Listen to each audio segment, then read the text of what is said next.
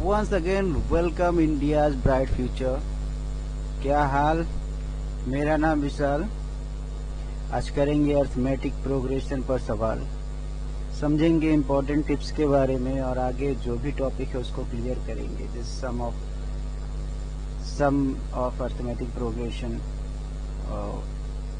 उसके भी जो टिप्स होंगे, एपी की जो प्रॉपर्टीज होगी, इस क्लास में हर चीज़ को कवर करेंगे, तो जुड़े रहिए मेरे साथ। चलिए स्टार्ट करते हैं। फिर उससे पहले मैं ये कहना चाहूँगा, इससे पहले वाली वीडियो जो बच्चे नहीं देखे हैं वो उससे पहले वाली वीडियो देख लेंगे, जिसमें बेसिक हमने बताया था आप लोगों को सीक्वेंस सीरीज के बारे में, प्रोग्रेशन क्या होता है, टाइप्स ऑफ प्रोग्रेशन। इससे पहले वाला वीडियो जो नहीं देखे हैं बेटा, पहले वाला वीडियो देखना। अच्छा, उसमें जो है एक छोटी सी गलती हुई थी जिसको मैं बताना चाहूँगा आपसे। गलती ये थी, इसमें बेटा यहाँ पर अगर आप देखो तो यहाँ पर जब माइनस से मल्टीप्लाई करेंगे तो ये जो 5 है ये माइनस होगा, जो कि बाय मिस्टेक में माइनस ना करके प्लस छोड़ दिया था। इस चीज़ को आप समझ लिए होगे मुझे पता है, लेकिन मैं सोचा कि एक बार मैं आप लोगों को ये चीज़ बता दूं कि यहाँ पर एक छोटी सी गलती हुई थी। उसके बाद जो है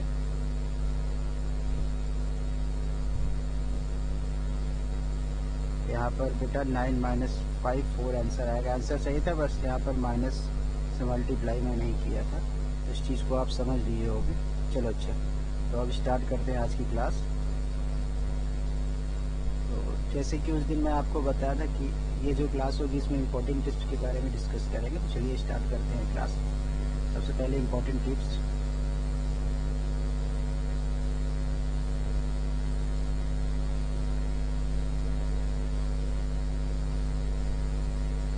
देखो, ये जो इम्पोर्टेंट टिप्स या ट्रिक या शॉर्टकट जो भी है, ये बेटा आप यूज कर सकते हो मल्टीपल चॉइस क्वेश्चन में। आप ऐसे भी यूज कर सकते हो, कोई प्रॉब्लम नहीं है। आप जैसे यूज करना चाहो करो। चलिए स्टार्ट करते हैं पहले टिप से। इसे मान लेते हैं if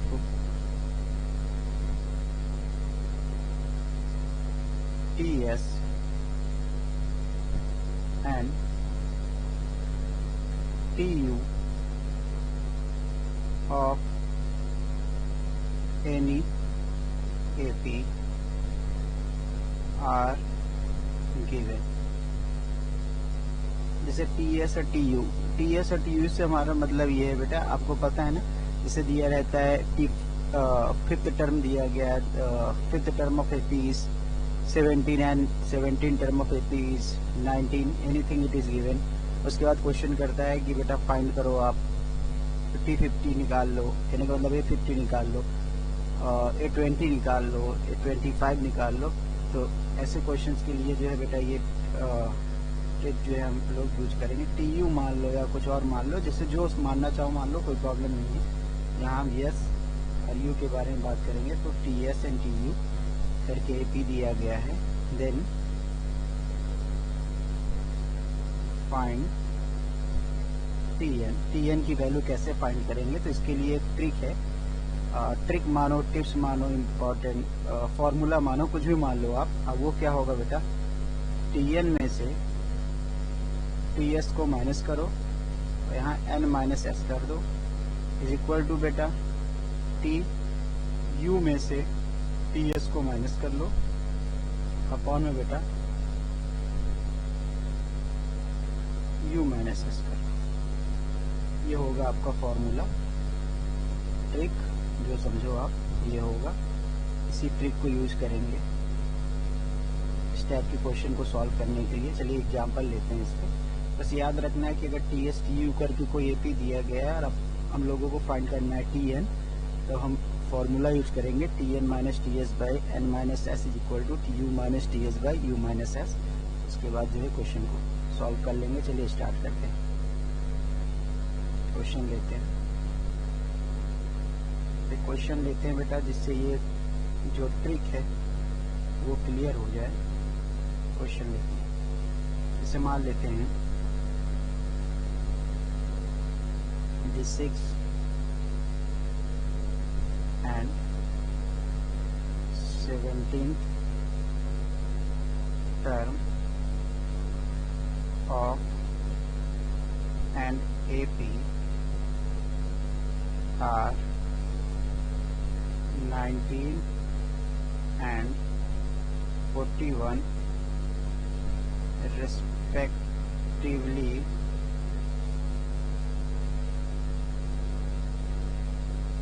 then find its 40th term. ठीक है, क्वेश्चन कह रहा है बेटा 6th term and 17 term are given, हम लोगों को फाइंड करना है 14 टर्म। नॉर्मली आप लोग सॉल्व कैसे करते हो, A6 की वैल्यू जो भी दी गई उसको लिखते हो A+5D, उसके बाद A17 की वैल्यू जो भी दी गई उसको लिख के A+16D करके सॉल्व करते हो, इक्वेशन A एंड D की वैल्यू फाइंड करते हो, उसके बाद जो है वैल्यू को पुट कर देते हो, जो भी वैल्यू पूछिए आंसर आ जाता है। ठीक है, लेकिन हम यहाँ पर ट्रिक और टिप्स के बारे में बात कर रहे हैं, तो टिप्स यूज करेंगे, जो भी ट्रिक है उसको यूज करके क्वेश्चन को सॉल्व करेंगे और देखेंगे। तो सबसे पहले बेटा जो दिया गया है उसको लिख लेते हैं। हम टिप्स से बात कर रहे हैं, तो बेटा यहाँ T6 जो है वो क्या है, TS है, जो कि कितना दिया गया बेटा, T6 की वैल्यू जो दी गई है वो है बेटा 19। उसके बाद जो बेटा TU है वो यहाँ पर क्या है, वो यहाँ पर है T17, जिसकी वैल्यू कितनी दी गई है 41। किसी को कोई प्रॉब्लम तो नहीं है, ठीक है। अब यहाँ पर बेटा जो ट्रिक है वो क्या है, वो ये था कि Tn में से Ts को माइनस करो, नीचे n-s कर दो, इज इक्वल टू Tu में से Ts को माइनस करो, यहाँ पर u-s कर दो। अब यहाँ पर वैल्यू को पुट कर दो आप लोग।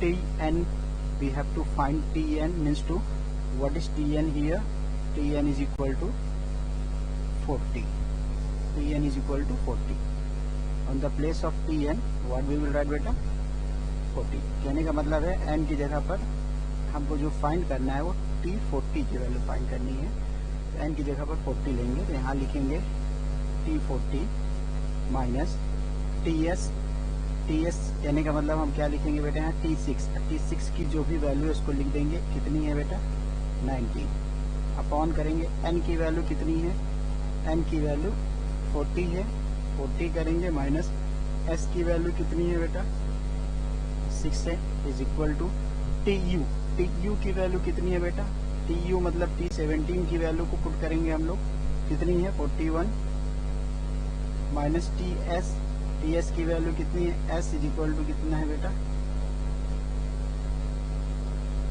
T6 की TS मतलब T6 की वैल्यू कितनी है 19, यहाँ 19 लिखेंगे, अपॉन में U की वैल्यू कितनी है, तो U जो है किसको रिप्रेजेंट कर रहा है 17 को, यहाँ 17 लिखेंगे, माइनस S जो है किसको रिप्रेजेंट कर रहा है 6 को, तो यहाँ 6 लिखेंगे। किसी को कोई प्रॉब्लम तो नहीं है, यहाँ तक सबको बात समझ में आई। आगे क्या करेंगे बेटा, अब इसी को सॉल्व करेंगे। ये कितना हो जाएगा T40 माइनस 19 अपॉन कितना हो जाएगा 34 इज इक्वल टू कितना हो जाएगा 22/11। चलो इसको सॉल्व कर लो आप लोग, इतने को सॉल्व करो। तो अगर इसको हम लोग सॉल्व करेंगे तो क्या मिलेगा, देखो समझना, मिलेगा हम लोगों को T40 minus 19 is equal to 22/11 into 34, 11 1 जा 11, 11 2 जा 22। यहाँ से बेटा क्या मिलना है आपको, T40 की वैल्यू मिल जाएगी क्या, माइनस 19 इज इक्वल टू 68। उसके बाद बेटा साइड चेंज कर लो, तो T40 की वैल्यू कितनी होगी 68 प्लस 19, T40 की वैल्यू जो होगी वो कितनी हो जाएगी बेटा 87। तो जो T40 की वैल्यू आएगी बेटा वो 87 आएगी, ठीक है। T40 कहो आप, A40 कहो, कुछ भी कहो, AN अगर आप यूज कर रहे हो तो A40 कह सकते हो। यहाँ पर जो T40 की वैल्यू आनी है वो कितनी आनी है, दैट इज 87। अच्छा ठीक है, इस क्वेश्चन को हम वैसे जनरली जैसे सॉल्व करते हैं वैसे भी सॉल्व कर लेते हैं और चेक कर लेते हैं। तो सबसे पहले देखो क्या दिया गया है क्वेश्चन में, एक बार क्वेश्चन को देख लेते हैं। क्वेश्चन जो है T6 की वैल्यू दी गई है और T6 का मतलब क्या है बेटा? T6 मतलब कि T6 बोलो या A6 बोलो, कुछ भी बोलो, कोई प्रॉब्लम नहीं है। तो T6 की वैल्यू कितनी दी गई है? T6 की वैल्यू दी गई थी, कितनी है T6 की वैल्यू? T6 की वैल्यू 19 है, T17 की वैल्यू 40, ये 19 है। अच्छा, T6 का मतलब कितना है, या A6 का मतलब कितना है? T6 लिख लो या A6 लिख लो, दोनों का मतलब एक ही है। ये कितना हो जाएगा? A plus 5D। यहाँ पर वैल्यू किसकी है? A प्लस 5D की वैल्यू है, कितनी है बेटा? 19। ये होगा आपका इक्वेशन नंबर फर्स्ट। एंड दूसरी वैल्यू कितनी दी गई है? T17 की वैल्यू दी गई है कितनी? 41। कहने का मतलब है ये कितना हो जाएगा बेटा? A plus 16D is equal to कितना हो जाएगा? 41। ये होगा आपका सेकेंड वाला इक्वेशन। वैल्यू तो यही दी गई है, एक बार चेक कर लेते हैं। T17 की वैल्यू ठीक है। अब बेटा क्या करेंगे? इक्वेशन को सॉल्व करेंगे और A या D की वैल्यू निकाल लेंगे। कैसे करेंगे? क्या, दूसरे वाले इक्वेशन में से equation second minus equation first करेंगे तो हमको मिल जाएगी किसकी वैल्यू? A की वैल्यू मिल जाएगी। ये कितना हो जाएगा बेटा? A plus 16D is equal to 41। A की वैल्यू नहीं, D की वैल्यू मिल जाएगी। और यहाँ पर कितना हो जाएगा बेटा? A प्लस 5D की वैल्यू कितनी है? 19। माइनस करेंगे, साइन चेंज हो जाएगा बेटा। A तो कैंसिल हो जाएगा, यहाँ कितना बचेगा बेटा? 11D, ये हो जाएगा 22। यहाँ से D की वैल्यू कितनी आ जाएगी? 11 2 जा 22। So we will get D as 2। D की वैल्यू हम लोगों को मिल जाएगी 2। इसी D की वैल्यू को हम इक्वेशन नंबर पहले फर्स्ट में या इक्वेशन नंबर सेकेंड में पुट करेंगे तो किसकी वैल्यू मिल जाएगी? A की वैल्यू मिल जाएगी। चलो कर लेते हैं उसको भी, यहाँ लिख लेते हैं। On substituting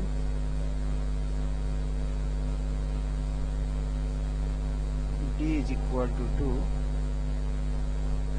in equation number first, then D get।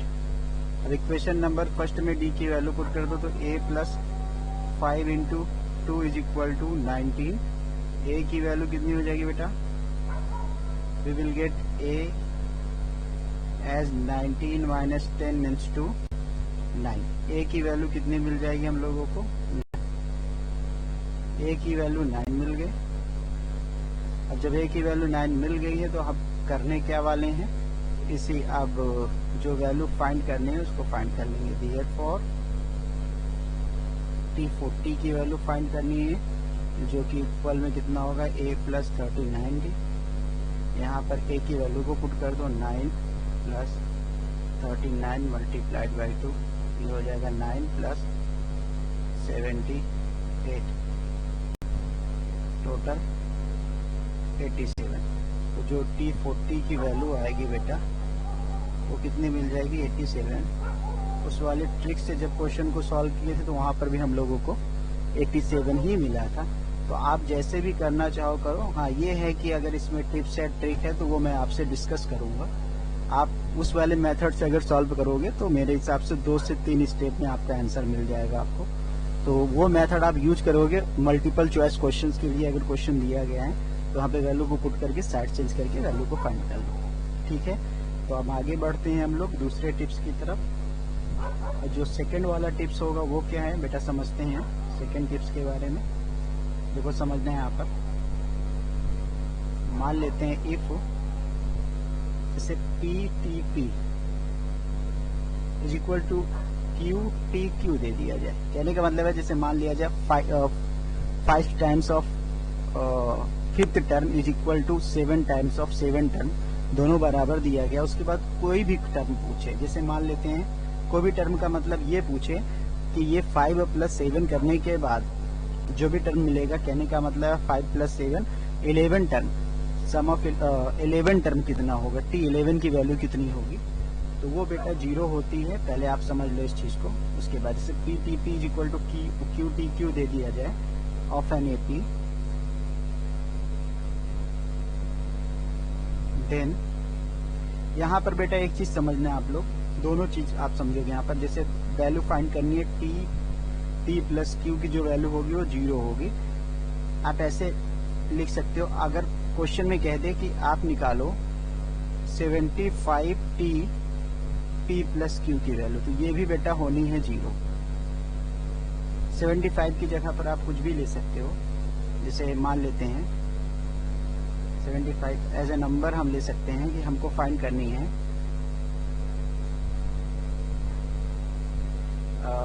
कोई भी नंबर ले लो, जिसे मान लेते हैं फाइंड करनी है के टी प्लस क्यू की वैल्यू। ये कितनी है? तो ये भी 0 होनी है। कैसे होगी इस चीज को समझेंगे। जैसे इस पे एक क्वेश्चन लेते हैं तो आपको ये समझ में आ जाएगा। जैसे मान लेते हैं टी पी प्लस क्यू की वैल्यू 0 है, पता है हमको, तो क्वेश्चन लेते हैं। जैसे क्वेश्चन समझना आपको, मान लेते हैं if 10 times of the 10th term of an AP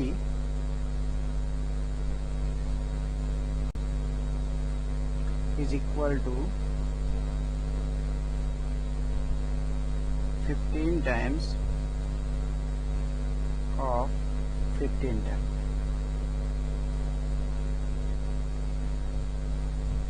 Then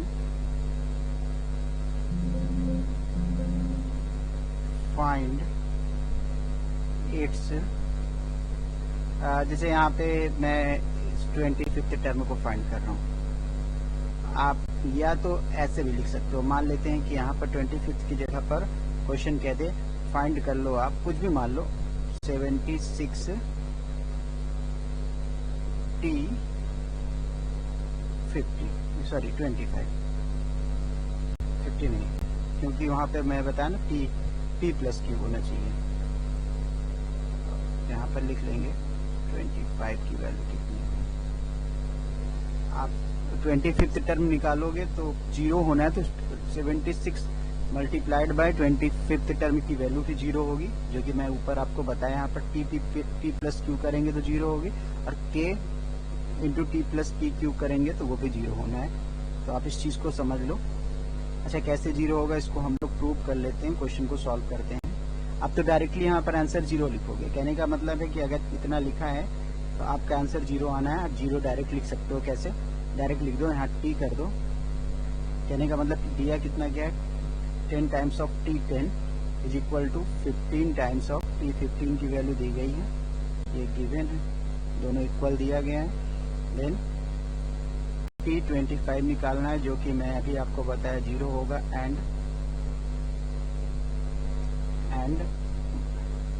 ले लेते हैं 76 टी 25 की वैल्यू आपको पता है 76 टी 25 की वैल्यू 0, तो ये भी 0 होगी। ठीक है, अब ये कैसे 0 आ रही है इस चीज के बारे में बात करते हैं। क्वेश्चन को डिटेल्स में सॉल्व कर लेते हैं। हाँ, अगर मल्टीपल चॉइस क्वेश्चन में ऐसे क्वेश्चंस आपको मिलते हैं तो आपका आंसर 0 होगा, आप डायरेक्ट 0 लगा देना, कोई प्रॉब्लम नहीं है। ठीक है।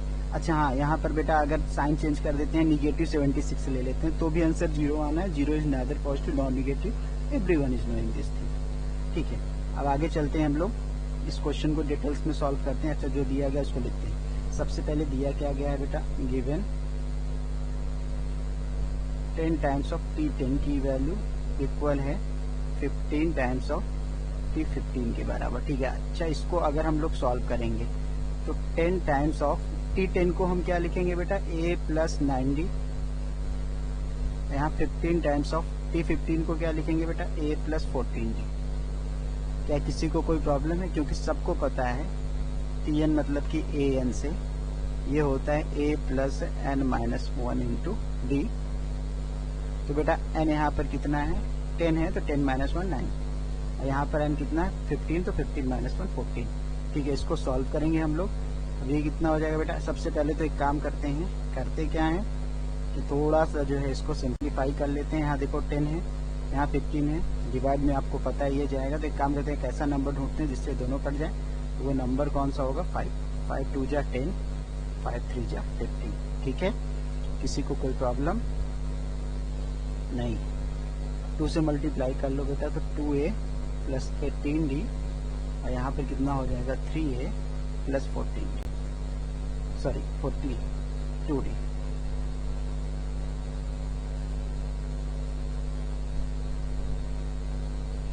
चलो अब इसको सॉल्व कर लो, सिंप्लीफाई कर लो, a की वैल्यू फाइंड कर लो या d की वैल्यू फाइंड कर लो, किसी की भी वैल्यू फाइंड कर लो, कोई प्रॉब्लम नहीं है। तो यहाँ पर अगर हम सॉल्व करेंगे तो ये कितना हो जाएगा बेटा 2a minus 3a is equal to 42d minus 18d, total value negative a is equal to 24d। या a की वैल्यू कितनी होगी, माइनस इधर शिफ्ट कर देंगे तो नेगेटिव 24d, ये आपका ये जो भी है a की वैल्यू मिल गई आपको। अब देखो, अब क्वेश्चन क्या कह रहा है, we have to find now t25 की वैल्यू निकालने की। तो t25 के लिए बेटा क्या करेंगे, ये कितना हो जाएगा a प्लस 24d। अब बेटा a की वैल्यू हमारे पास कितनी है, negative 24d, negative 24d plus 24d, answer कितना मिलना है आपको, 0। यहाँ पर t25 की वैल्यू कितनी हो जाएगी बेटा, 0 हो जाएगी। अब अगर यहाँ पर नेगेटिव 76 या 76 टाइम्स ऑफ t25 निकालेंगे तो वो भी आपको 0 मिलेगी, सबको पता है ये चीज़। तो ये टिप्स जो भी ट्रिक है आपको समझ में आई, इस पे आप लोग क्वेश्चन सॉल्व करना है। कई क्वेश्चंस आपको देखने को मिलेंगे जिसमें आप लोग शॉर्टकट यूज करके डायरेक्ट आंसर बता सकते हो, इसका आंसर इतना होना है। किसी को कोई डाउट अगर है तो बेटा आप लोग कमेंट कर देना, मैं देख लूँगा। ठीक है, आगे चलते हैं, अगले टिप्स की तरफ चलते हैं और समझते हैं वो क्या है। इसे मान लेते हैं, if Tth term of an AP is Q and Qth term is P, then देखो समझो, पहले यहाँ TP की वैल्यू Q है और TQ की वैल्यू P है, तब TP प्लस Q की जो वैल्यू होनी है बेटा 0। अभी मैं आपको बताया था ये चीज। अच्छा, उसमें मैंने ये बताया था कि PTP equal to PQ QTQ है। तो यहाँ पर मैं आपको ये भी बताया था कि KTP प्लस Q की वैल्यू 0 होगी। ठीक है, तो यहाँ पर मैं क्या कर दिया, यहाँ पर इस वाले में मैं बता दिया कि TP is equal to Q है और TQ is equal to P है। ठीक है, तो यहाँ पर जो है TP प्लस Q की वैल्यू 0 होगी। एंड देखो समझना है यहाँ पर,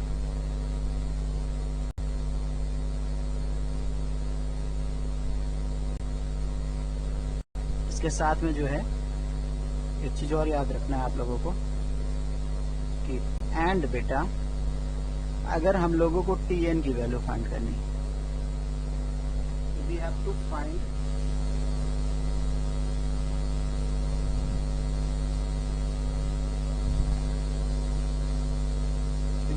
फाइंड Tn। तो Tn इज इक्वल टू होगा बेटा P plus Q minus N, इतना याद रखना है।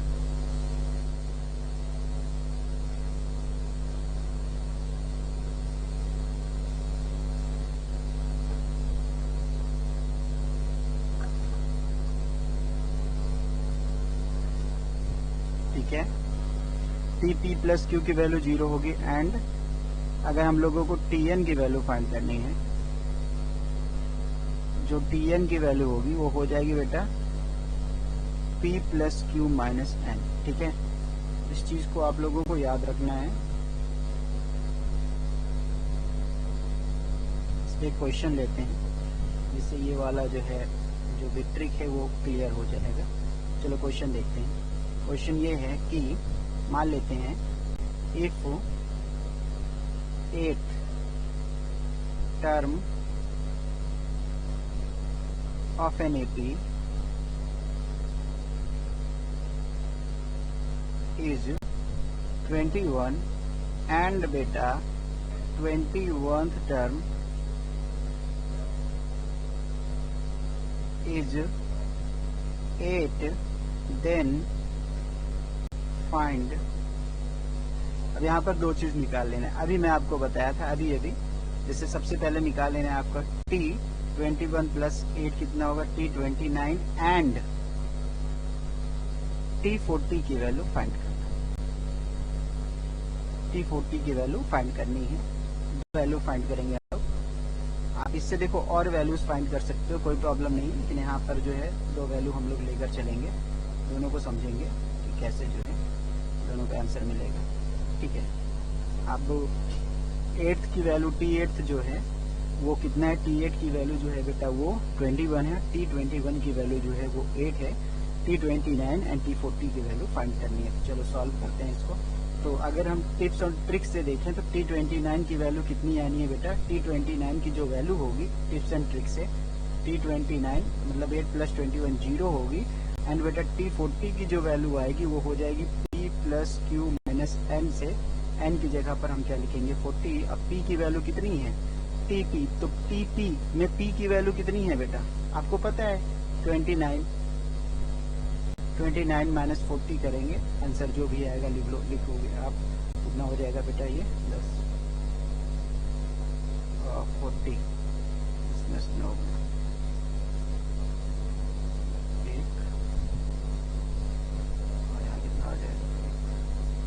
-11 ये आपका आंसर होगा। लेकिन आंसर कैसे आएगा अब इसको जो है डिटेल्स में सॉल्व करेंगे। हाँ, अगर इस टाइप का क्वेश्चन आपको मिलता है और वैल्यू अगर कोई पूछ ले, जिसे मान लेते हैं हमको निकालना है T1000 की वैल्यू कितनी होगी, T1000 की वैल्यू कितनी होगी, तो कुछ नहीं करना है, P प्लस Q जो कि 29 है अब माइनस कर देंगे 1000। अब यहाँ जो होगा आपका आंसर आपको मिल जाएगा, माइनस कर लेना। तो बेटा एक चीज और, अब अगर यहाँ पर देखो एक चीज आप समझोगे तो T29 पे वैल्यू 0 है, तो इससे जो छोटी वैल्यू होगी बेटा वो पॉजिटिव होगी, इससे जितनी भी बड़ी वैल्यू होगी बेटा वो निगेटिव होगी। मतलब T29 की वैल्यू 0 है तो T27 T26 ये जो भी वैल्यू होंगी वो बेटा पॉजिटिव होंगी, और 29 के ऊपर जो भी वैल्यू होगी 30 31 32 कुछ भी अगर फाइंड करेंगे तो वो आपको निगेटिव में ही मिलेगा। इस चीज को आप लोगों को याद करना है। चलो अच्छा, इस क्वेश्चन को डिटेल्स में सॉल्व करते हैं, इस ट्रिक को जो है क्लियर कर लेते हैं। चलिए स्टार्ट करते हैं। चलो जो दिया गया है पहले याद रखेंगे, T8 पता है हमको, T40 T29 फाइंड, ठीक है। चलो क्या दिया गया बेटा, गिवन में T8 की वैल्यू कितनी है 21, T8 की वैल्यू कितनी है, हाँ 21 ही बोलिए, 21 है। T8 की जगह हम क्या लिख सकते हैं बेटा, T8 की जगह लिख सकते हैं A प्लस 7D की वैल्यू 21 है, ये this is your first equation. And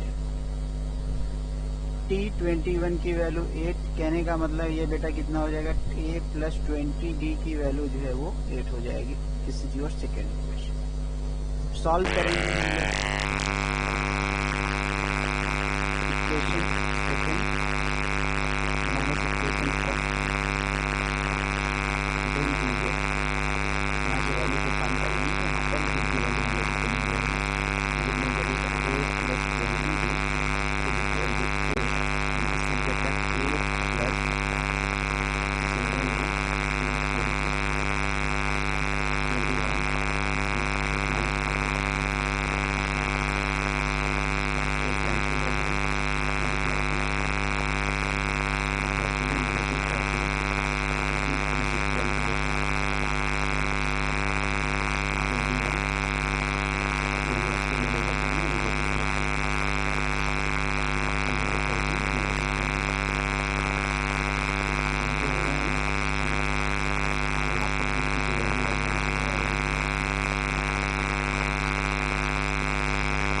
की वैल्यू कितनी आ जाएगी 1 आ जाएगी,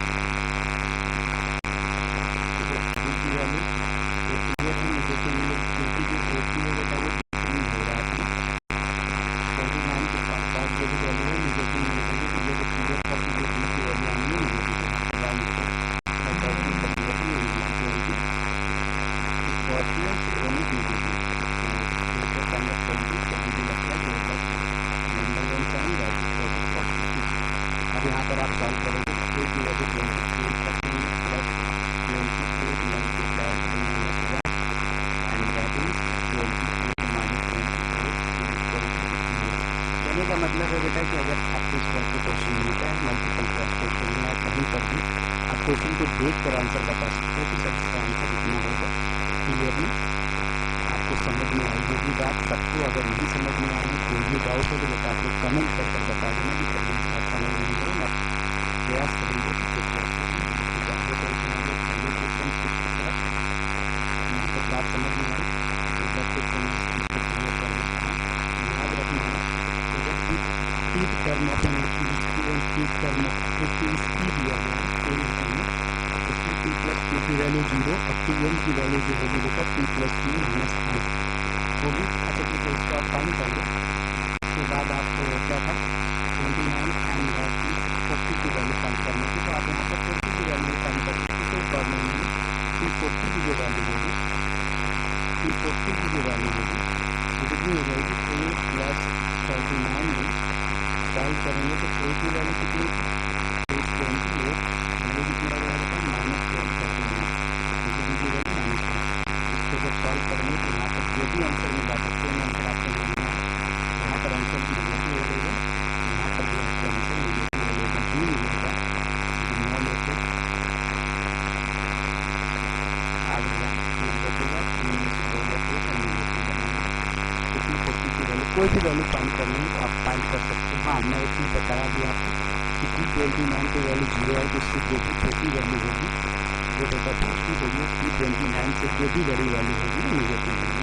मुझे क्लियर है क्योंकि जो AP में D की वैल्यू है नेगेटिव है। आपको पता है कि AP जो है वो डिपेंड होता है D पे। अगर D की वैल्यू कांस्टेंट है तो AP जो है कांस्टेंट है, D की वैल्यू कांस्टेंट D की वैल्यू कांस्टेंट होती है।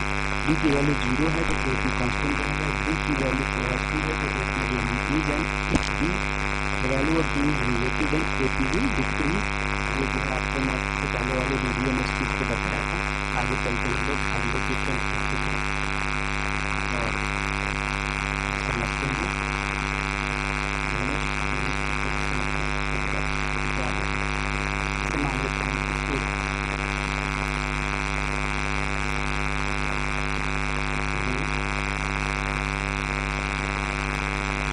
मान लेते हैं N theta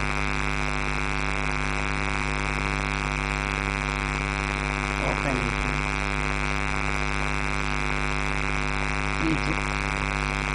1 by n and term is 1 by n then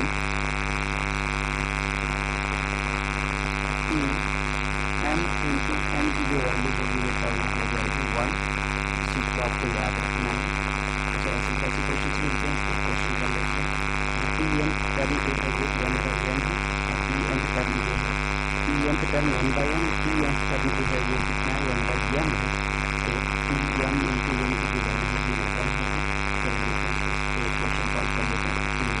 मान लेते हैं कि ऊपर क्वेश्चन जो है उसी क्वेश्चन से इस क्वेश्चन बना लेते हैं। क्या आपको पता है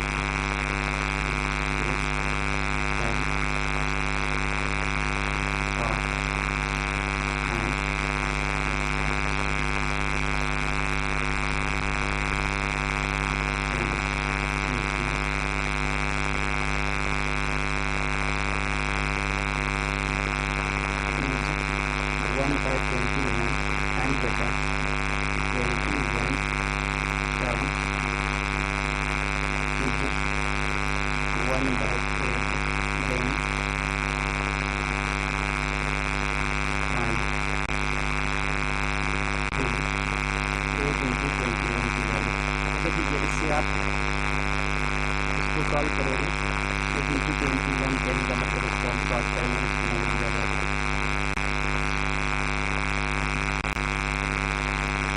मैंने बताया था अभी आपको 21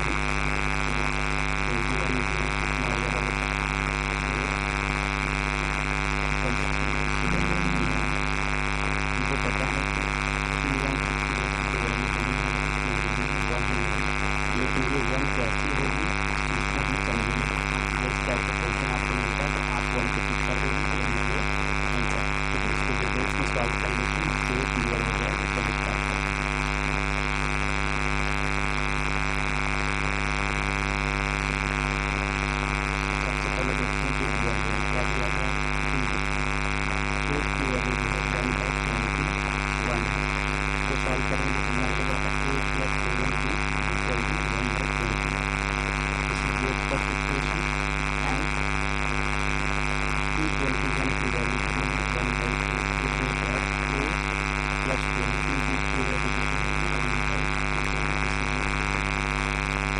कोई प्रॉब्लम तो नहीं है। ठीक है, आगे चलते हैं। अब हम क्या करेंगे, सभी बच्चों को पहले वाले क्वेश्चन में इक्वेशन दोनों से इक्वेशन में क्या करेंगे, सब करेंगे। दूसरा इक्वेशन क्या होगा, a + 20 b = 1/4। यहाँ कितना है, a + 7b = 1/4। कुछ बच्चे सोच रहे होंगे sir second equation first equation को क्यों सॉल्व करते हैं। आप फर्स्ट से सेकेंड पे कर ले, कोई प्रॉब्लम नहीं है। ठीक है, आते हैं जैसे कर ले। मैं ऐसे इसलिए करती हूँ क्योंकि पी की वैल्यू यहाँ पॉजिटिव मिल जाएगी, आगे क्या आ रहा है ये नहीं कर रहा है, तो इससे मैं आपको शायद चेंज करके वैल्यू फाइंड करनी है। ठीक, ये तो कैंसिल हो जाएगा, ये कितना हो जाएगा 13b। यहाँ पे क्या लिखेंगे 1/8 - 1/20। इसको सॉल्व करना, 13b की वैल्यू कितनी है, ऐसे निकालना आप लोग, ऐसे हम आपको मिल जाएगा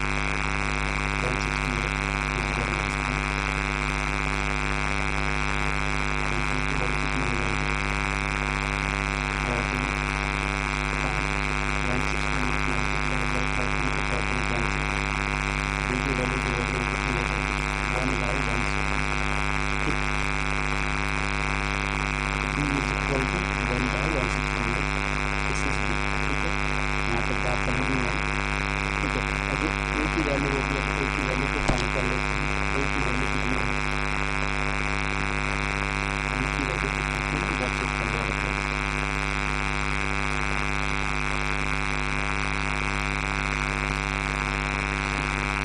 a की वैल्यू को फाइंड करते हैं। यहाँ पर क्या करेंगे,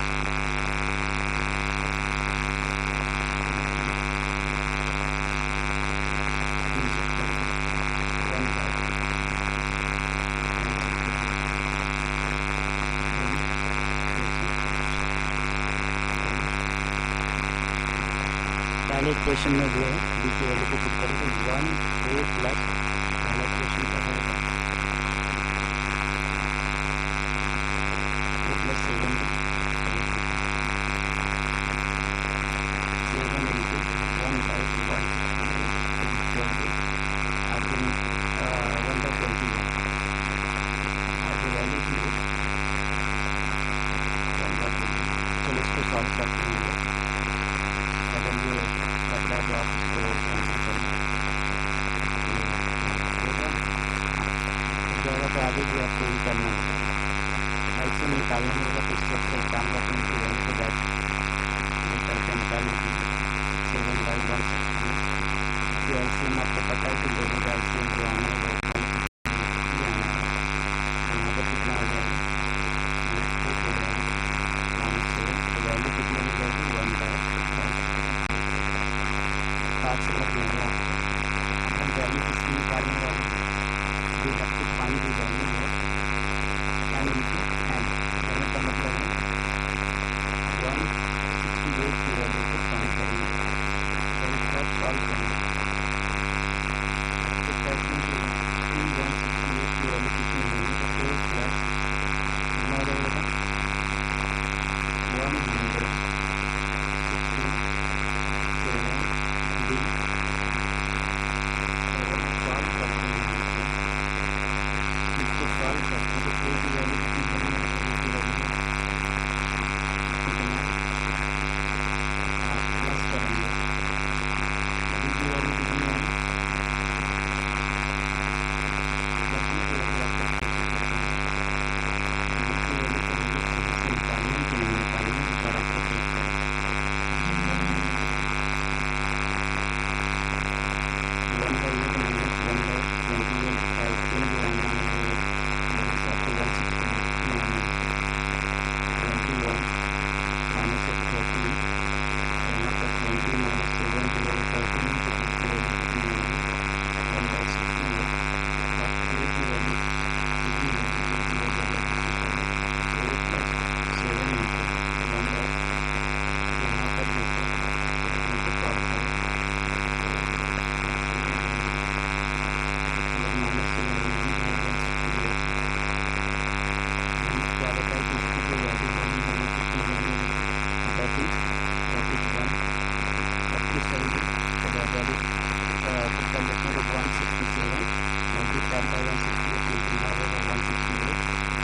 सॉल्व जब करेंगे तो कितना मिल जाएगा 168 और 1 प्लस 167 बच जाएगा 168। ये क्लियर हो गया कि 168 की जो वैल्यू है ठीक है। तो अगर इसके आपको क्वेश्चन मिलता है तो आप तुरंत जो है 1 को टिक कर देते कि 1 इज योर आंसर। ठीक है, हम लोग सॉल्व करेंगे, हम लोग एक प्रैक्टिस सेशन करेगा चैप्टर वाइज, तो उसमें जो हम लोग प्रैक्टिस करेंगे ताकि कई क्वेश्चन मिलेंगे जिसको हम लोग सॉल्व करेंगे और क्वेश्चन को देख कर आंसर बताएंगे कि आंसर कितना है। मेरी बात समझ में है सभी को, किसी को कोई प्रॉब्लम तो नहीं है? अगर प्रॉब्लम है तो आप लोग कमेंट करके बता देंगे।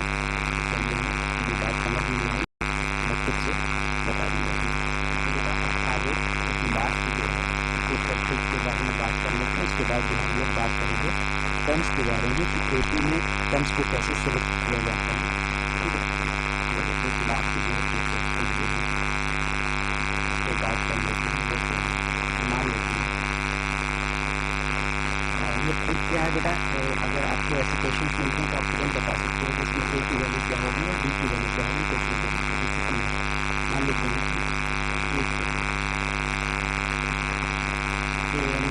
एन मानो कि क्यों मानना है मुझे कोई प्रॉब्लम नहीं, अभी मैं क्लियर नहीं लेता हूँ, आप एन भी लिख सकते हो क्लियर लिख सकते हो जो समझ में आते हैं। ठीक है, equal to P N plus Q है।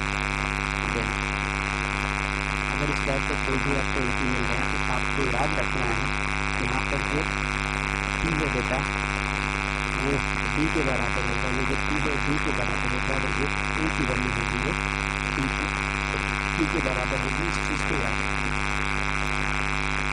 आपको क्वेश्चन को सॉल्व नहीं करना पड़ेगा, क्वेश्चन को आप तुरंत आंसर बता दोगे तो ये आंसर होगा। जैसे मान लेते हैं A N is equal to दे दिया गया A N plus A one, बेटा ये ए पी है, आप चेक करना चाहो तो आप कर लो, क्योंकि एन प्लस वन की वैल्यू हम जब निकालेंगे इंडिपेंडेंट ऑफ एन ही होना है। ठीक है, ये ए पी है, इससे पहले वाले वीडियो में नहीं बताया था कि कैसे चेक करते हैं, तो आप चेक करना चाहो तो कर लो।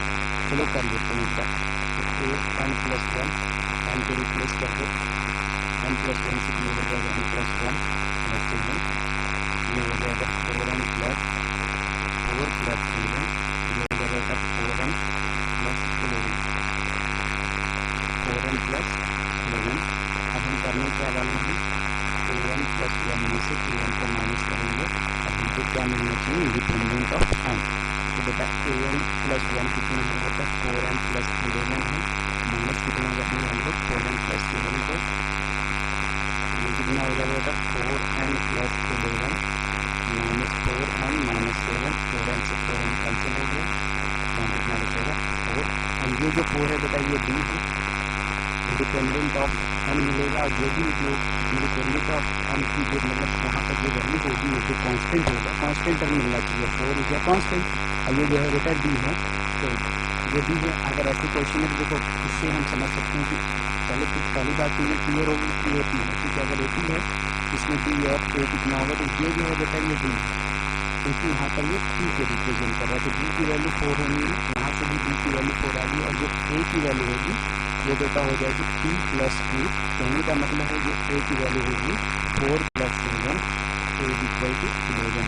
अच्छा, ए इज इक्वल टू 11 है कि नहीं है, आप इसको चेक कर सकते हो। कैसे चेक करोगे, तो सबसे पहले आप बस यहाँ पर 1 टिक कर दो, a1 इज इक्वल टू ए, आपको मैंने बताया a1 को ही ए कहते हैं, a1 is called the first term of AP. यहाँ हो जाएगा बेटा 4 मल्टीप्लाइड बाई 1 प्लस 7 जब इज इक्वल टू 11, तो 11 की वैल्यू कितनी होगी 11। तो आपको याद रखना है कि अगर कोई भी एपी इस फॉर्म में दिया गया है, यहाँ पर जो एन के साथ लगा हुआ टर्म है वो बेटा डी होगा, और जो एन के साथ नहीं लगा है उसमें जो है एन के साथ लगे हुए वाले टर्म को ऐड करेंगे तो वो कितना होगा ए होगा।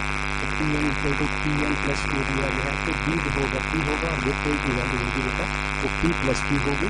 आई होप जो है ये जो टिप्स है आप इसको यूज करोगे, काफ़ी क्वेश्चन में आप क्वेश्चन देख कर बता दोगे इसमें ए की वैल्यू कितनी होगी और डी की वैल्यू कितनी होगी। हाँ, एक चीज़ और, ऐसे क्वेश्चन भी आते हैं, ऐसे करके क्वेश्चन दे दिया जाएगा, क्वेश्चन कहेगा कि ए पी हमारा, इनका मतलब आप ए पी फॉर्म करो। तो बेटा अगर ए पी फॉर्म करने के लिए आप करते क्या हो, ए और डी की वैल्यू फाइंड करते हो, तो आप डायरेक्ट बता सकते हो कि डी की वैल्यू ये होगी और ए की वैल्यू ये होगी, उसके बाद आप ए पी को फाइंड कर लोगे। ए पी फाइंड करना सबको आता ही होगा, तो अगर ए पी को फाइंड करना तो आप ए पी कैसे फाइंड करोगे, ए1 को करके वैल्यू निकालोगे, जैसे मान लो ए1 को हमारे पास ए की वैल्यू है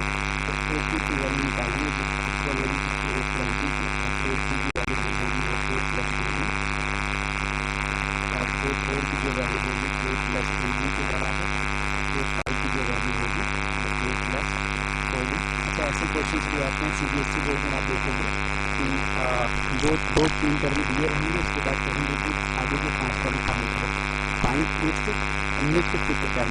तो आप ऐसे करके फाइंड कर सकते हो कि अगर इस फॉर्म में है तो आप AID टर्म बता दोगे, उसके बाद आप ऐसे करके फाइंड कर सकते हो A3 A4 A5। अब यहाँ पर वैल्यू पुट कर दो, A की वैल्यू पुट कर दो और B की वैल्यू पुट कर दो, तो आपको A3 मिलेगी। तो अगर हम A3 फाइंड करना चाहेंगे तो A3 क्या होगी, तो A1 हमारे पास है कितना बेटा, A1, और A2 की वैल्यू 11 प्लस 4 15 होनी है। आप क्लियर है A3 की वैल्यू जो होगी वो 19 है, क्योंकि इसके बीच में डिफरेंस कितने का है, 4 का। तो यहाँ 19 यहाँ 23, आप यहाँ वैल्यू पुट करोगे मिल जाएगी। A3 की वैल्यू 11 प्लस 8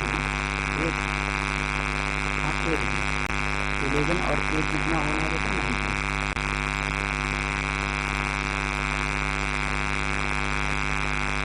A2 की वैल्यू 15 क्योंकि 11 प्लस 4, तो 4 की value 8 plus 3D, 8 plus 3D मतलब आपको मिलना है 22, क्योंकि A की वैल्यू है 11 और प्लस 4 3 जा 12, 11 प्लस 12 कितना होना है बेटा,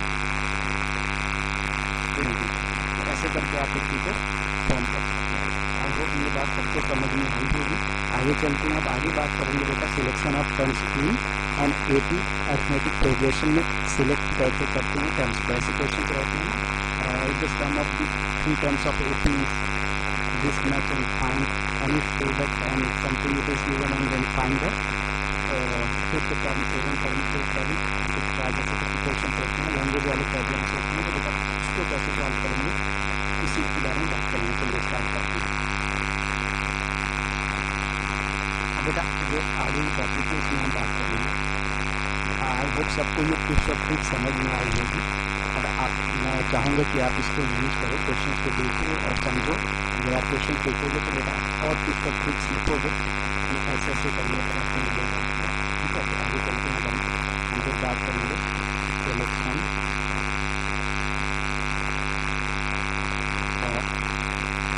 टर्म्स इन एंड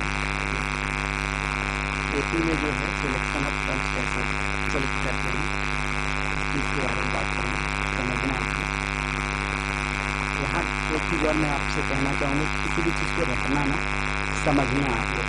अच्छा, टिप्स और ट्रिक्स को कैसे समझोगे, पहले वाले टिप्स को एटलीस्ट की क्वेश्चन जब आप सॉल्व करोगे तो वो आप समझ में आ जाएगी बात कि ऐसे ऐसे करेंगे तो ऐसे मिलेगा आपको आंसर।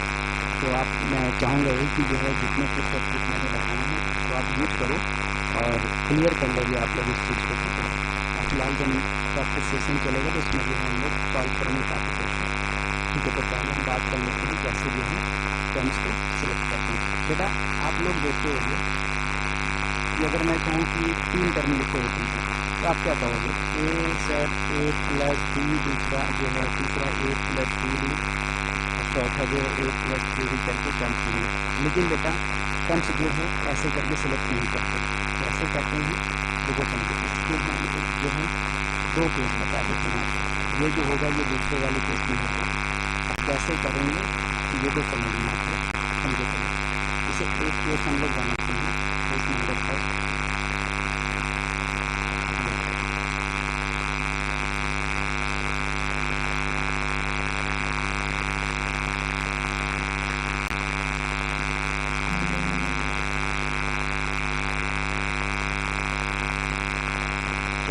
पहले केस के बारे में बात कर लेते हैं।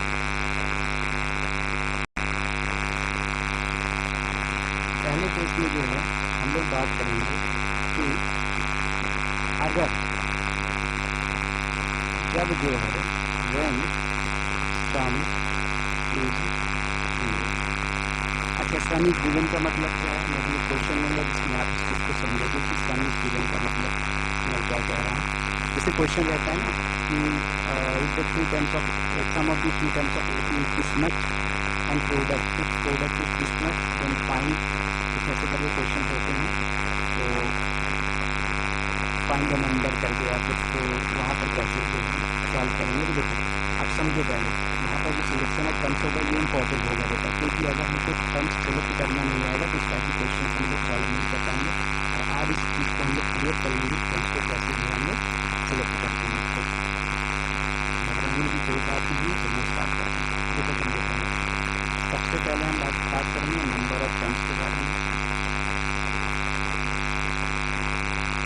टर्म्स 2 3 4 5 ऐसे करके।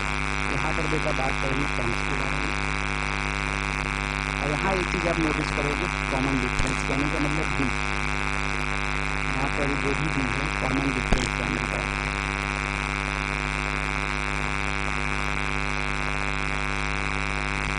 ठीक है, जो डी है कॉमन डिफरेंस आपको क्या मिलेगा इस चीज़ के बारे में।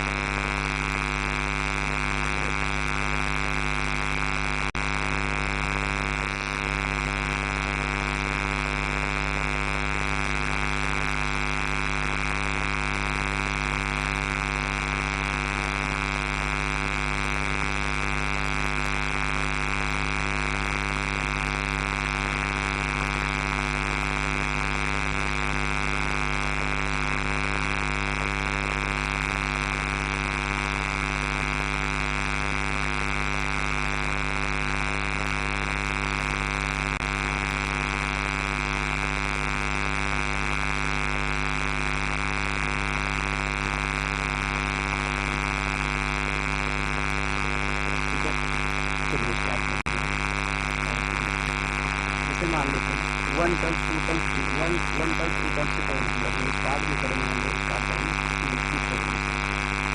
अगर कहते हैं नंबर ऑफ टर्म्स 2 तो 3 टर्म्स का सिलेक्शन कैसे करेंगे, तो सबसे पहले आप बीच में ले लो, उसके बाद इधर बेटा a प्लस b ले लो।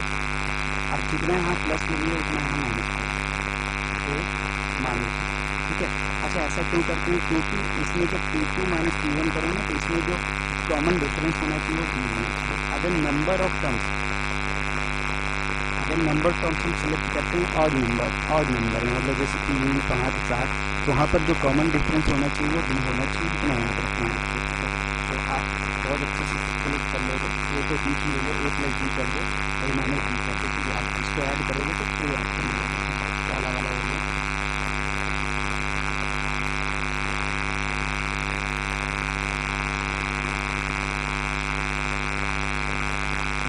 बात करते हैं दूसरे वाले टर्म्स, जैसे 3 के बाद हम बात करेंगे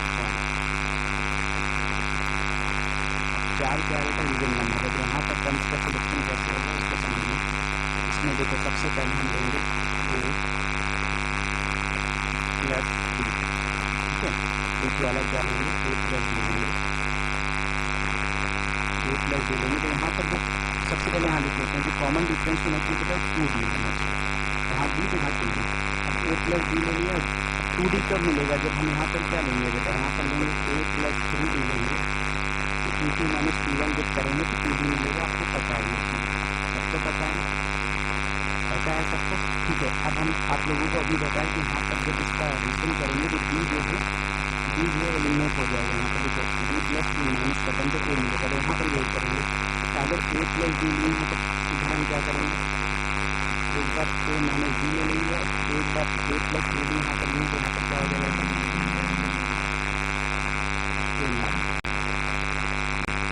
ये जो टर्म्स का सिलेक्शन है इसको आपको याद नहीं करना है, बस समझना है बेटा कि अगर सम दिया गया है तो टर्म्स को कैसे सिलेक्ट करते हैं। 3 टर्म्स है मतलब नंबर ऑफ ऑड नंबर में टर्म्स है तो बीच में ले लो a प्लस b कर दो, इसमें जो कॉमन डिफरेंस होना चाहिए दोनों को वो b होना चाहिए। और नंबर ऑफ टर्म्स में इवन नंबर है तो बेटा यहाँ पर जो कॉमन डिफरेंस आना चाहिए वो क्या आना चाहिए, दैट इज 2d, ठीक है। अब हम बात करेंगे आगे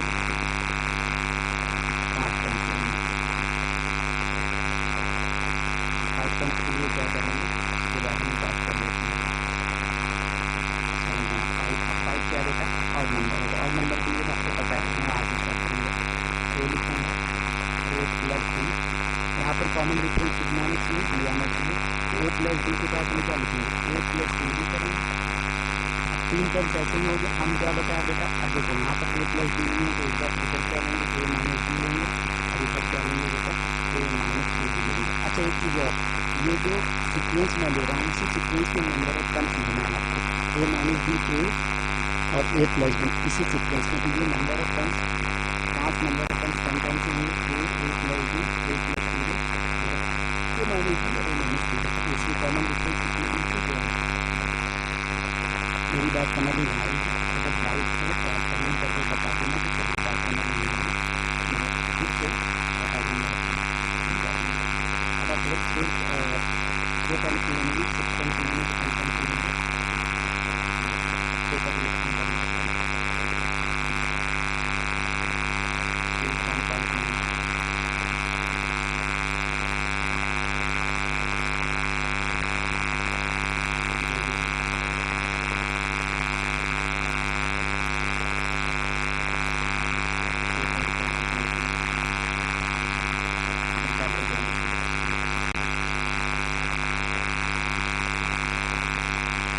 के लिए यहाँ पर जो कॉमन डिफरेंस होगा वो तक नहीं है, जैसे कि मैंने अभी आपको बताया नंबर टर्म्स में number of terms common difference. ठीक है, अब यहाँ पर क्या करेंगे कि टी के लिए जो 4 वाला नहीं है उसी तरीके से लेंगे, कैसे लेंगे यहाँ पर स्टार्ट करेंगे, a प्लस b लेंगे, क्या हो जाएगा a प्लस 3b, आ जाएगा a प्लस 5, 3 टर्म कैसे होंगे, इधर a प्लस b इधर क्या लिखेंगे a minus b, a minus 3b, और फिर कौन सा हो जाएगा बेटा a माइनस 5।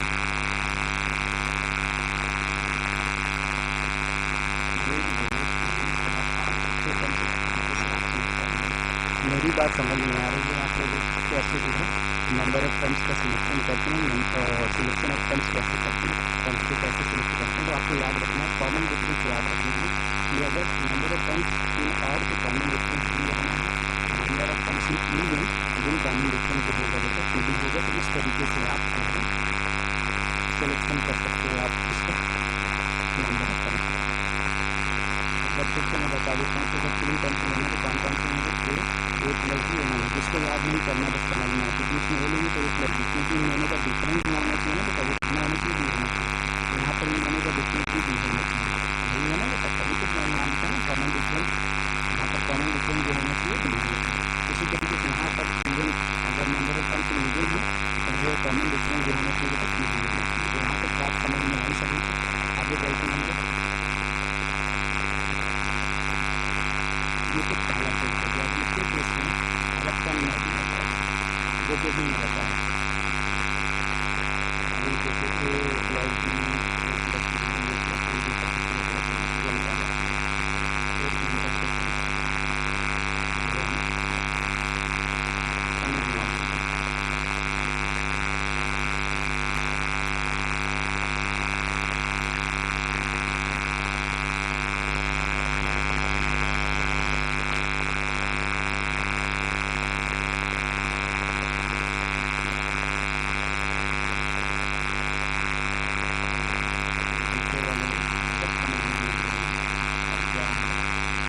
आपको पता है मैं ऐसे लिख देता हूँ कि यहाँ पर नंबर ऑफ टर्म्स अगर हम कितनी लेना तो कॉल करके पूछेंगे, a होगा, a प्लस b होगा, a प्लस b होगा। अगर 4 टर्म्स लेंगे तो कौन कौन सा होगा, यहाँ होगा a plus b, a plus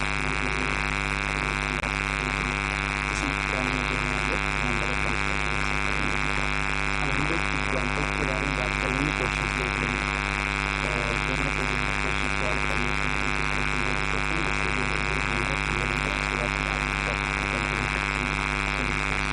ये समझ में आता है, अगर सम दिया गया है तो ये वाला सिलेक्ट करेंगे सम, अगर सम नहीं दिया गया तो ऐसे सिलेक्ट करेंगे। अच्छा, तो ऐसे कंप्लीट करते हैं कैसे क्वेश्चन सिलेक्ट करते हैं, तो मैं अभी आपको बता रहा हूँ क्वेश्चन जिसमें 3 टर्म्स 4 टर्म्स लिए हैं, आगे के टर्म्स निकालना है। इसमें आगे क्वेश्चन दिया गया है, आगे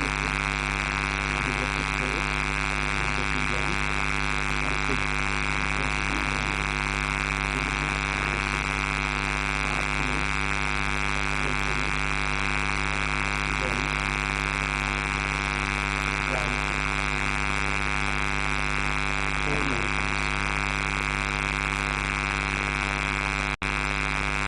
अगर इस टाइप का क्वेश्चन आ रहा है यहाँ पर किसकी वैल्यू दी गई है, 3 टर्म्स मतलब कि a plus b, a plus कौन सा टर्म्स निकालेंगे, A4 की वैल्यू में क्या करेंगे, A plus 3D, A plus 3D में जो भी वैल्यू दी उसको रखेंगे। अब ऐसे लिख सकते हैं A4 के लिए 4 टर्म्स काम करेंगे, A plus 3D, A plus 3D और A प्लस 3D, ये 4 टर्म्स होंगे। तो ये तीनों तो हमारे पास है, कितनी है, A कितनी है बेटा, A, तो ये तो हमारे पास ऑलरेडी कितनी भी वैल्यू जो है ये तीन टर्म्स में A3D निकालना, तो आप ऐसे भी लिख सकते हो। सबसे पहले D को फाइंड कर लो, इन दोनों का D जो कॉमन डिफरेंस आना है कितना आना है, दैट इज 2। A4 के लिए क्या हो जाएगा, A प्लस 3D, इसको जब सॉल्व करेंगे A की वैल्यू को फिर कर देंगे 4 प्लस 3D को 3, यहाँ पर कॉमन आ जाएगा, ये साइड पर ऐसे करके काम करेंगे। यहाँ पर भी आप इस तरीके से अगर ऐसे करना तो ऐसे भी कर सकते हो। यहाँ पर लास्ट में 4D में 4 टर्म्स कौन कौन सी होगी, ये होगा, ये होगा, ये होगा, इसके 4 टर्म्स होंगे। यहाँ पर A की वैल्यू जो इसको लिखिए -4, इसकी वैल्यू -1, इसकी वैल्यू 2, इसकी वैल्यू कितनी हो जाएगी, 5 हो जाएगी। उसके बाद आगे की टर्म्स आप इसी तरीके से कंटिन्यू निकाल सकते हैं। बात समझ में आई, किसी को कोई डाउट तो नहीं है, यहाँ पर बात समझ में आई। अब जो है हम लोग समझेंगे इससे पहले हम लोग इसको क्वेश्चन सॉल्व करेंगे। क्वेश्चन देखते हैं, हम लोग स्टार्ट करते हैं। इसे मान लेते हैं पहला question, the sum of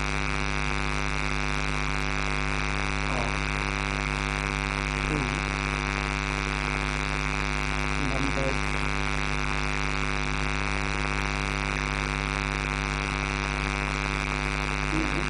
number मान लेते हैं A3, जो कि A3 में है, अब दिया कितना गया है 3 में गया है, and product is 8, then find the number.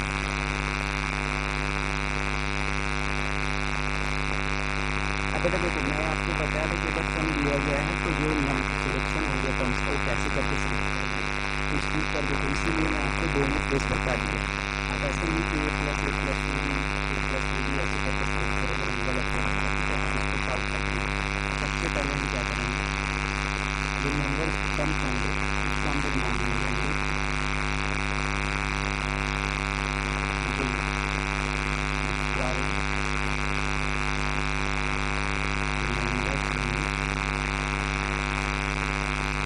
आपको बताया था बीच में अवेलेबल 3 टर्म्स पर एक प्लस बी का जो क्योंकि 3 है तो और नंबर ऑफ टर्म्स मिला है, तो कॉमन डिफरेंस भी होने से जो 3 नंबर्स होंगे कौन कौन से होंगे, A और A। अब अकॉर्डिंग टू क्वेश्चन चलेंगे हम लोग क्वेश्चन के हिसाब से।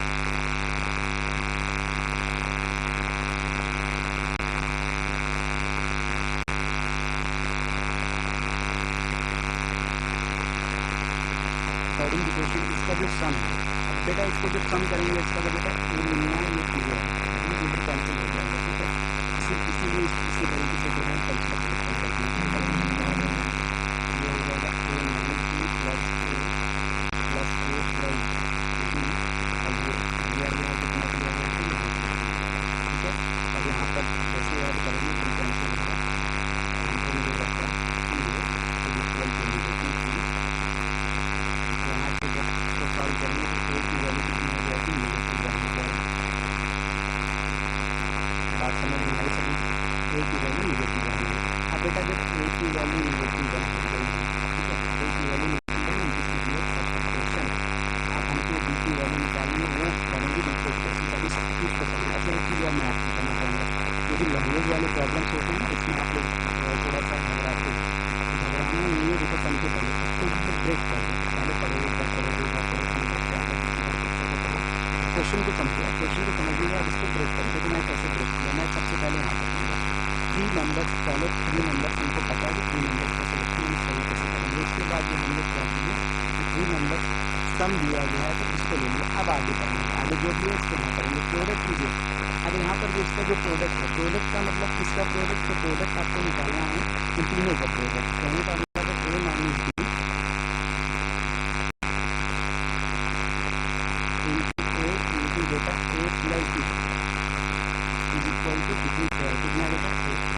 यहाँ पर देखो एक फॉर्मूला बना है ना, ए माइनस बी और ए प्लस बी करके एक आइडेंटिटी है ए माइनस बी और ए प्लस बी।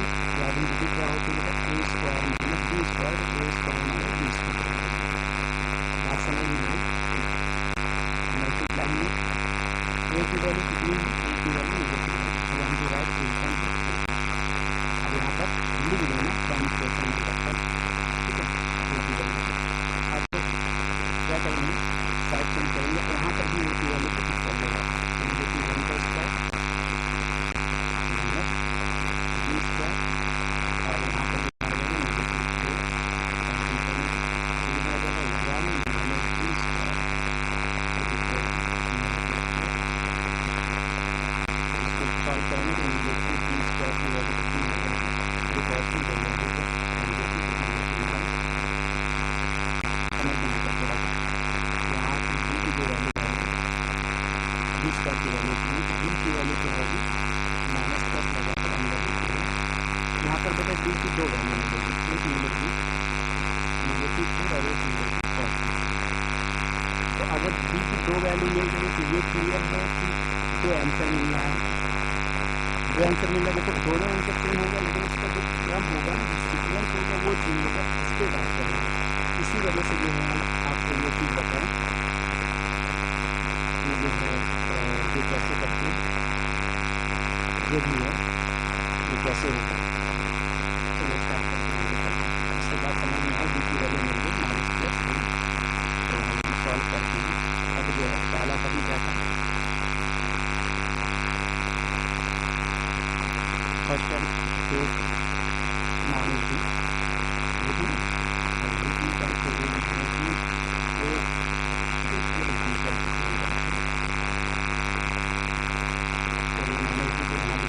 अब यहाँ पे देखो बी की वैल्यू, ये पहले वाले सिचुएशन में बी की वैल्यू हम कितना ले लेते हैं, बी इक्वल टू प्लस ए कितना था बेटा, ए कितना है, ये सॉल्व किया तो ए की वैल्यू कितनी है, नेगेटिव 1 माइनस प्लस 2 तो माइनस, तो कितना होगा माइनस 4। उसके बाद बेटा ए की वैल्यू नेगेटिव 1 और ए प्लस बी की वैल्यू कितनी हो जाएगी, ए प्लस बी की वैल्यू कितनी हो जाएगी, नेगेटिव 1 प्लस 2। तो यहाँ से आंसर कितना आ रहा है, आंसर आ रहा है आपका negative 4 common negative 1 common common difference देखेंगे तो यहाँ पर जो कॉमन डिफरेंस है वो जो है पॉजिटिव वाली, ठीक है। दूसरे वाले कंडीशन में अगर B is equal to negative 2 ले लेते हैं तब क्या होगा, ए माइनस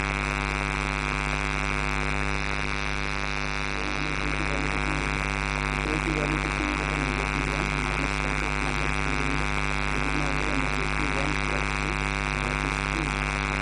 ए की वैल्यू सेम रहेगी नेगेटिव 1 ए प्लस बी की वैल्यू कितनी होगी, नेगेटिव 1 माइनस 2 नेगेटिव 1। तो यहाँ से आंसर आपको क्या मिलता है, 2 कॉमा माइनस 1 कॉमा माइनस 1, ठीक है।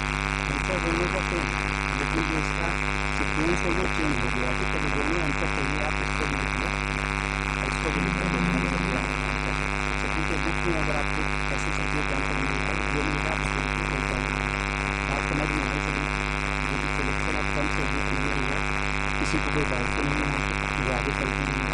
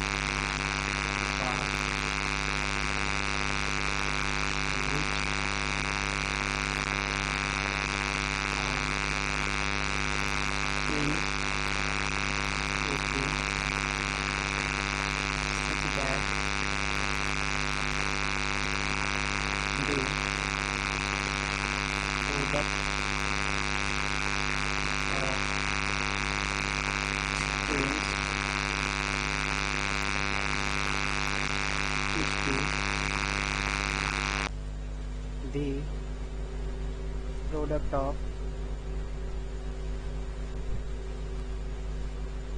mean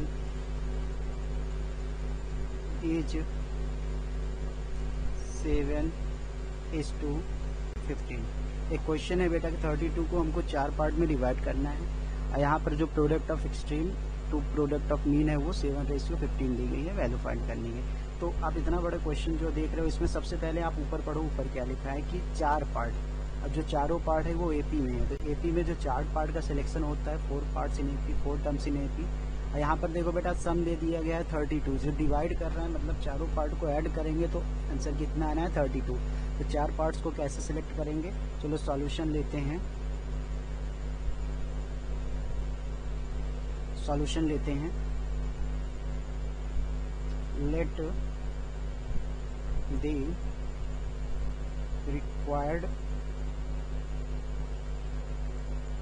4 पार्ट्स बी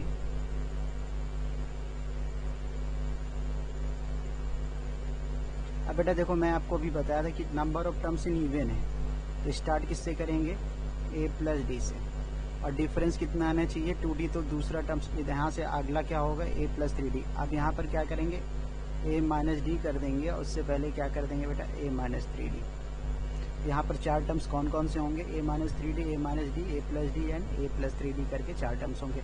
अगर आपके दिमाग में ये आ रहा है कि पहले इसको ले लें इसको ले लें, तो बेटा वो AP नहीं बनेगा, सीक्वेंस चेंज करने पे AP नहीं बन पाएगा, प्रॉब्लम हो जाएगी, इसलिए आप ऐसे करके सिलेक्ट करोगे। ठीक है, आगे चलते हैं। अब अकॉर्डिंग टू क्वेश्चन, अब क्वेश्चन ये कह रहा है कि इनका सम जो है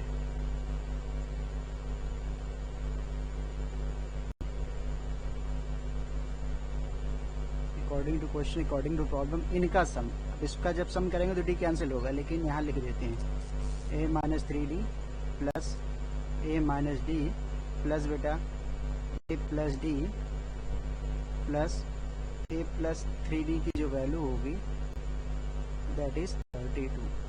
अब सॉल्व करोगे तो 3d से 3d कैंसिल होगा, d से d कैंसिल होगा, a कितनी बार है 4 बार है, तो कितना हो जाएगा 4, a की वैल्यू 32, तो a की वैल्यू कितनी आ जाएगी बेटा a इज इक्वल टू 8, ये याद रखना है।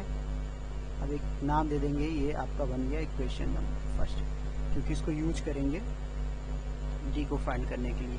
यहाँ तक बात समझ में आई। अब आगे चलेंगे, आगे जो कह रहा है, आगे ये कह रहा है कि अब product of extreme and product of mean दिया गया है। तो सबसे पहले अगर हम टर्म्स को लिखेंगे तो टर्म्स को लिख लेंगे, ये है आपका a माइनस 3d। अब product of extreme and mean कहने का मतलब रेशियो प्रोपोर्शन है, तो इसको रेशियो प्रोपोर्शन में इस तरीके से लिख लेंगे। यहाँ हो जाएगा बेटा a माइनस डी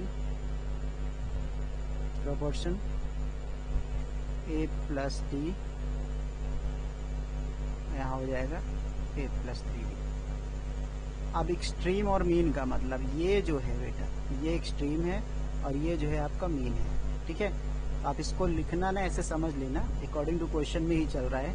यहाँ पर दिया क्या गया है a minus 3d into a plus 3d upon a minus D into a plus D की जो वैल्यू है वो दी गई है कितनी 7/50। इसको सॉल्व कर लो आप लोग, इसको सॉल्व करेंगे। ये एक आइडेंटिटी आपको दिख रही होगी a माइनस बी और a प्लस बी करके, तो यहाँ मिलेगा क्या बेटा a स्क्वायर माइनस 3d का स्क्वायर अपॉन में ये हो जाएगा बेटा a square minus D square is equal to 7/50। यहाँ तक बात समझ में आई। अब आगे सॉल्व करते हैं, क्रॉस कर लो, ये हो जाएगा 15 का मल्टीप्लाई करेंगे a स्क्वायर 3 चीज़ें 9d स्क्वायर में, और यहाँ पर कितना हो जाएगा बेटा 7 का मल्टीप्लाई करेंगे a square minus D square से। सॉल्व करो इसको, ये कितना हो जाएगा 15 a square minus 15 into 9 135 D square, यहाँ कितना हो जाएगा बेटा 7a square minus 7d square.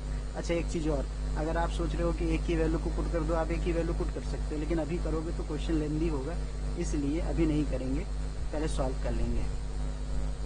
अब यहाँ से आप a और d को सॉल्व कर लो, a को एक साइड कर लो, d को एक साइड कर लो, तो ये क्या हो जाएगा बेटा 15a square minus 7a square is equal to, अब यहाँ पर कितना हो जाएगा देखो, चूंकि वैल्यू किसकी निकालनी है बेटा, डी की। अब यहाँ पर कितना हो जाएगा देखो, समझो, आप डी का साइड चेंज कर दो, 7d square plus 135d square.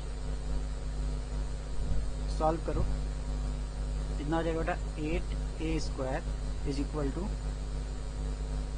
128 कितना होगा, हाँ 128d स्क्वायर। अब एक काम करते हैं, इधर हम लिख लेते हैं बेटा 128d स्क्वायर, आप ऐसे भी लिख सकते हो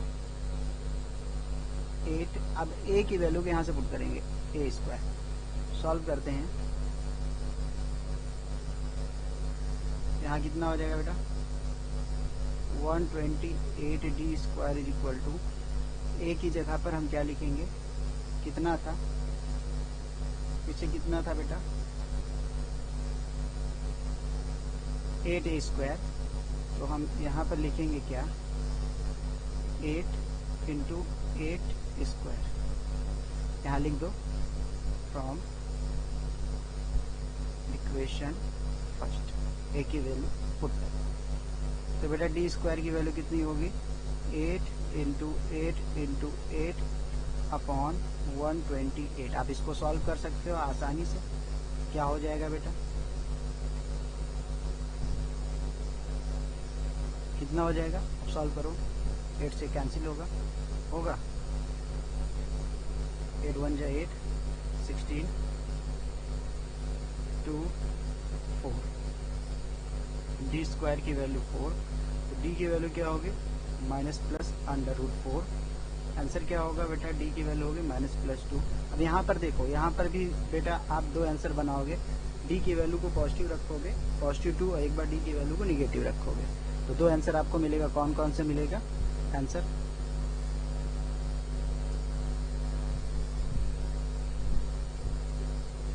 कौन कौन सा आंसर मिलेगा। सबसे पहले हम क्या करेंगे, डी की वैल्यू को, when d is equal to positive 2 ले लेते हैं, a की वैल्यू पता है, तो तीन टर्म्स कौन कौन से थे, क्या था बेटा, कौन कौन से टर्म थे, a माइनस 3d पहला टर्म्स था। तो a की वैल्यू को पुट करेंगे, a की वैल्यू कितनी थी, a की वैल्यू 8 माइनस 3 इंटू 2, 3 2 जा 6, 8 माइनस 6 2। फिर क्या था बेटा, a प्लस डी की वैल्यू, a माइनस डी की वैल्यू थी, a माइनस डी, तो 8 माइनस 2 जो कि कितनी होनी है 6। तीसरी वैल्यू कौन सी थी बेटा, a प्लस डी की वैल्यू, तो 8 प्लस 2 जो कि कितनी होनी है 10।